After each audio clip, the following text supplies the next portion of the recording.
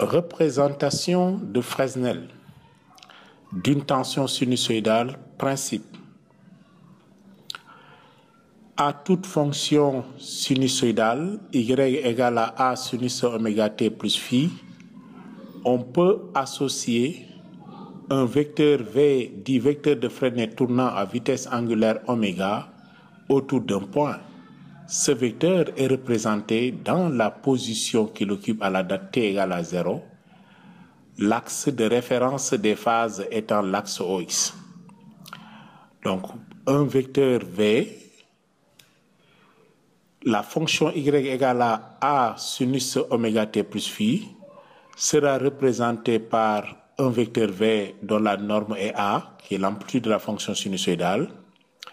La phase à l'origine phi sera l'angle que fera le vecteur avec l'axe OX. Un tel vecteur peut avoir ces représentations-là. Phi est orienté dans le sens trigonométrique. L'origine des phases, un vecteur v de longueur a. Le vecteur est représenté à son instant initial t égale à 0. On peut donner des exemples simples. Représentons les vecteurs tournants associés aux fonctions sinusoïdales y1 égale à 3 sinus oméga t plus phi peut être représenté par un vecteur tournant OA1 d'amplitude 3 et de phase à l'origine pi sur 6 est là. Donc, un tel vecteur est représenté ainsi. Y égale à 2 sinus oméga t moins pi sur 4, représenté par un vecteur OA2 d'amplitude 2 de phase à l'origine moins pi sur 4. Voilà une représentation de ce vecteur. Donc, à toute fonction sinusoïdale, toute tension alternative, on peut l'associer à un vecteur représenté dans sa phase initiale. Ceci est la représentation de Fresnel. Alors, des sommations de grandeur sinusoïdale sont possibles, telles que l'addition de tensions alternatives.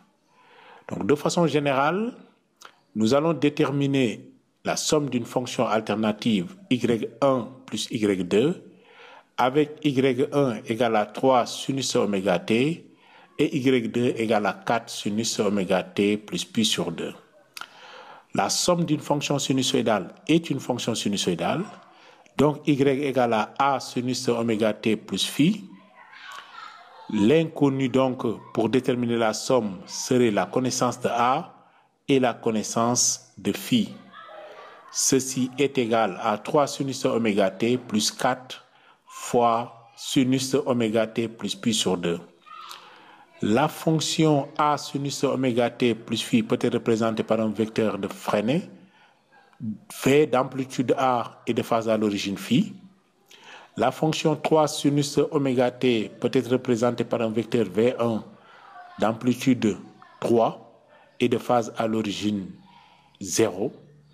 La fonction 4 sinus oméga t plus pi sur 2 peut être représentée par un vecteur v2 d'amplitude 4 et de phase à l'origine plus pi sur 2.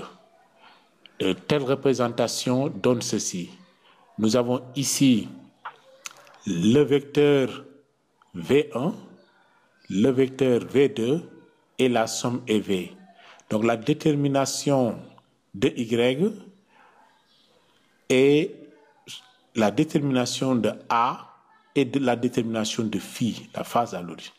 Puisque nous avons un triangle rectangle, nous pouvons appliquer que l'hypoténuse a au carré égale racine carrée de 3 carrés plus 4 au carré, ce qui donne donc 5. Le vecteur, la fonction y a pour amplitude 5.